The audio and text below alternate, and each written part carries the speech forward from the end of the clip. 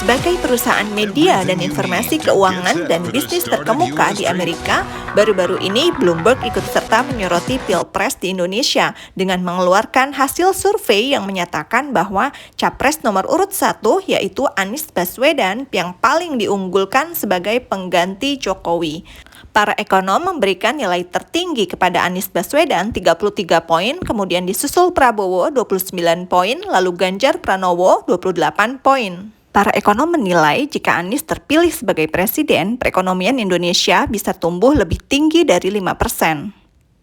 Sebaliknya, survei Bloomberg mengatakan bahwa politik dinasti di bawah kepemimpinan Jokowi tidak akan memberikan pertanda baik bagi pasar dan perekonomian. Welcome to my channel, semoga kalian sehat selalu. Dan kali ini aku mau bahas mengenai hasil survei Bloomberg yang mengunggulkan paslon 1 Anies Baswedan sebagai the next president.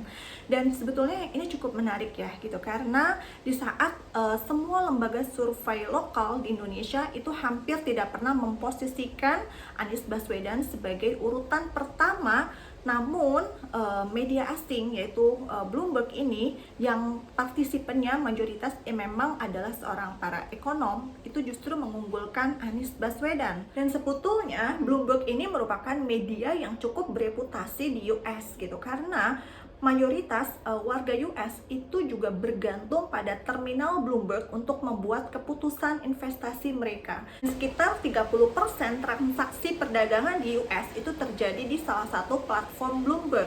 Jadi sebetulnya hasil survei ini kita juga nggak bisa sepelekan begitu saja. Lalu kira-kira apa sih yang membuat seorang Anies Baswedan itu diunggulkan oleh para ekonom? Dan menurutku sih pertama-tama mungkin kita juga menggali cara berpikir para ekonom tersebut. Dan as we know ya, kalau misalkan seorang ekonom itu kan mindsetnya itu adalah mengedepankan rasionalitas gitu. Jadi mereka senantiasa berpikir itu ya rasional gitu. Dan juga ketika mereka melakukan trade-off atau pilihan, sudah pasti mengedepankan azas kebermanfaatan gitu ya. Mudah-mudahan dengan perhitungan mereka yang sedemikian accurate gitu, Pak Anies ini memang bisa membawa kebermanfaatan yang luar biasa besar bagi pertumbuhan ekonomi di Indonesia dan masyarakat Indonesia pada khususnya. Dan seperti telah dikonfirmasi oleh Direktur Eksekutif Center of Reform on Economics yaitu Muhammad Faisal, beliau menyatakan bahwa kebijakan yang dibawa oleh Pak Anies ini mampu menjabarkan pemikiran-pemikiran ekonomi secara luas, memahami isu-isu perekonomian terkini dan juga termasuk cara mengatasi berbagai masalah yang terjadi dengan menghadirkan kebijakan atau strategi-strategi untuk mencapainya. Dan para ekonom ini juga membandingkan janji politik yang telah diucapkan oleh era sebelumnya, yaitu di eranya Pak Jokowi yang ingin menumbuhkan perekonomian itu di angka 7%, namun nyatanya belum terlaksana gitu. So, kali ini para ekonom itu menilai ketiga capres bukan hanya dilihat dari janji-janji politiknya saja yang fokus pada outputnya, tetapi juga planning-planning apa yang ditawarkan untuk mengatasi berbagai permasalahan perekonomian, termasuk di dalamnya how to do in the process dan juga kebijakan-kebijakan apa yang ingin dilakukan. Nah, memang kalau kita lihat permasalahan perekonomian di Indonesia saat ini seperti yang dijelaskan oleh Pak Anies dalam acara Sarasehan 100 Ekonom Indonesia, yaitu masalah disparitas ekonomi yang tinggi, ketimpangan kemiskinan, pengangguran dan ketenagakerjaan, dan juga infrastruktur dan bisnis. Seperti yang disampaikan oleh Pak Anies, di sini kita melihat bahwa pertumbuhan ekonomi belum berhasil mengatasi pengangguran dan ketimpangan yang ada, sehingga ini menjadi PR yang sesungguhnya. Lalu, masalah lapangan pekerjaan yang belum setara. Di sini laju PDRB atau Produk Domestik Regional Bruto, pertumbuhan ekonomi belum berhasil menyelesaikan pengangguran. Contoh, di Maluku Utara, laju PDRB sebesar 22,94%. Namun penurunan TPT yaitu tingkat pengangguran terbuka hanya 0,08%. Sehingga masyarakat yang ada hanya menjadi penonton dan tidak bisa menikmati hasil perekonomian di kawasan tersebut. Lalu, ketidaksesuaian antara tren investasi dengan penyerapan tenaga kerja, di mana kenaikan tren investasi yang meningkat sampai di angka 201%, tetapi tingkat penyerapan tenaga kerja malah menurun signifikan di angka minus 76%. Hal ini tercermin dari tahun 2013 hingga 2022.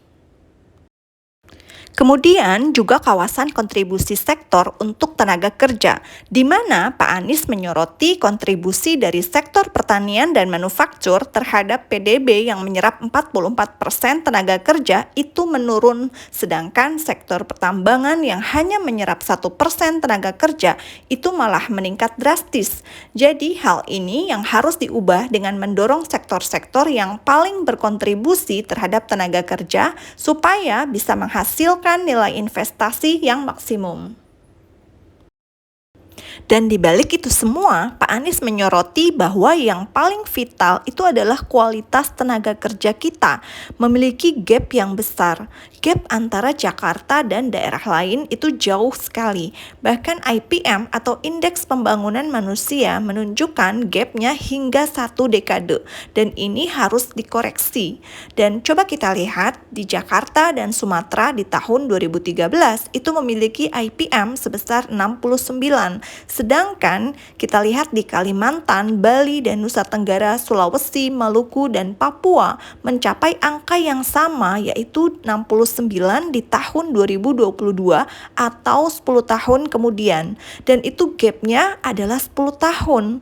Dan kalau kita membiarkan gap ini jalan terus, tingkat keterdidikan rendah akan muncul terus pada IPM pendidikan, kesehatan, sehingga investasi kita untuk perekonomian berorientasi justru pada capital intensif, bukan pada labor untuk employment, dan maka gap itu terus meluas. Sehingga yang kita butuhkan bukan hanya technicality atau policy-nya aja, tapi juga harus ada arah ulang pandang atau paradigma terhadap perekonomian.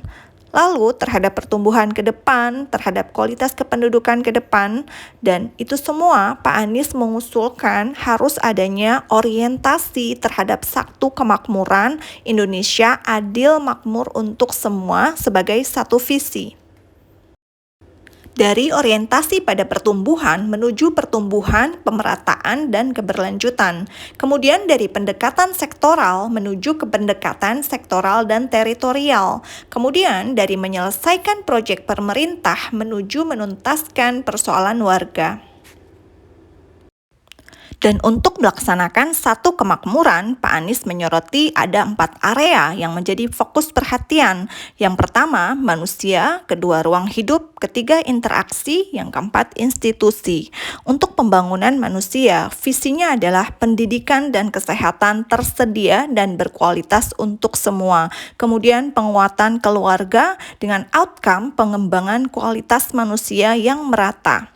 Di sini, Pak Anies menyoroti untuk memajukan peran PKK agar menjadi ujung tombak satu desa wisma, sehingga kasus-kasus stunting dan data-data kesehatan atau angka kematian yang tolerable itu bisa dipantau dan diperbaiki, karena saat ini tidak ada aturan pusat tentang National Direction on Welfare, baik dari daerah gubernur maupun wali kota. Kemudian yang kedua, ruang hidup, di mana kota dan desa harus saling memajukan lingkungan hidup lestari dan keadilan ekologis. Outcome-nya, pemerataan akses ekonomi dan pengelolaan sumber daya alam berkelanjutan. Ketiga, interaksi, di mana biaya hidup murah dan kebutuhan pokok yang tersedia.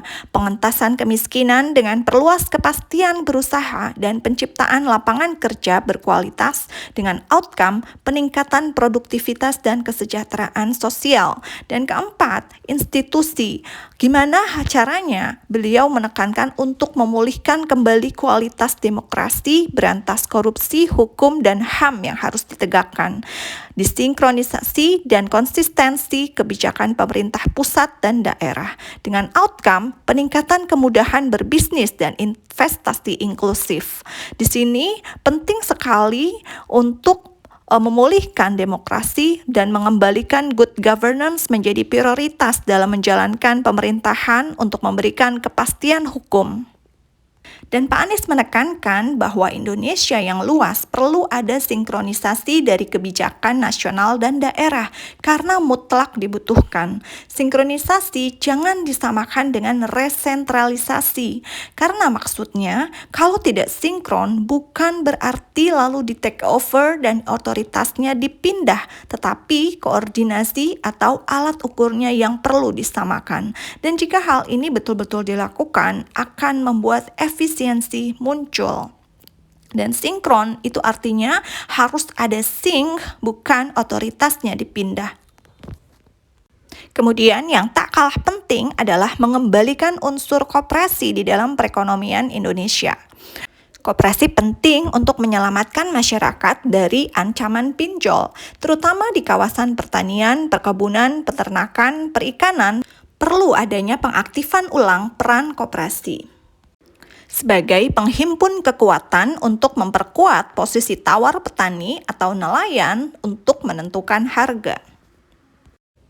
Jadi, sudah jelas dari apa yang disampaikan oleh Pak Anies di dalam program-program dan kebijakannya, jelas beliau memaparkan apa saja permasalahan core perekonomian yang perlu diperbaiki, lalu menjelaskan prosesnya, bagaimana penyelesaian kondisi real di lapangan, dan juga bagaimana delivery-nya agar tidak terjadi penyimpangan.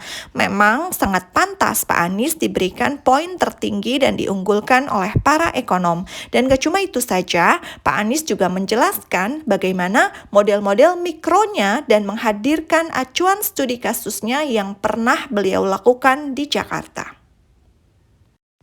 Seperti contohnya dengan menggalakkan program PKK sebagai ujung tombak dasawisma sebagai upaya untuk pengembangan kualitas manusia yang merata.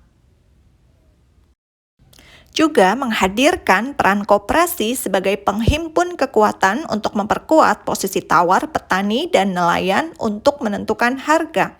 Dan berikut adalah proyek-proyek real yang sudah beliau bangun, mulai dari transportasi, pemukiman, stadion olahraga, sumur resapan, dan masih banyak lagi. Bukan hanya janji-janji manis politik atau omon-omon belaka, namun Pak Anies membuktikan dengan fakta.